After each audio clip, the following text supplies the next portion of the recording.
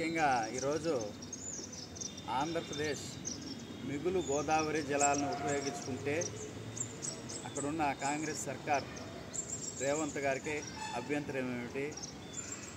మీ కుట్ర రాజకీయాలు రాయలసీమ జిల్లాలు సస్యశ్యామలం కావడానికి గోదావరి జలాలు మిగులు జలాలని ఉపయోగించుకుంటే మీకు ఏం ఇబ్బంది అనేసి మిమ్మల్ని ప్రశ్నిస్తున్నాం. పూర్తిగా ఆంధ్రప్రదేశ్కి అన్యాయం చేసినట్లే. మీ గోదావరి మిగులు జలాలను అడ్డుకుంటే కాంగ్రెస్ మార్కు చేయాలనుకుంటున్న రేవంత్ రెడ్డికి ముఖ్యంగా విజ్ఞప్తి చేస్తున్నాం. మేము బీజేపీలో చదివినాం, తెలుగుదేశంలో పడుకున్నామంటే కుదరదు.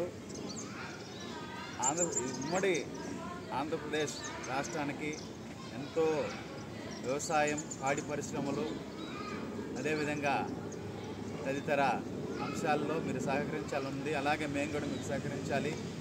రేవంత్ రెడ్డి గారు దీన్ని మరింత పెద్ద విషయం చేయొద్దని చెప్పి విజ్ఞప్తి చేస్తున్నాం.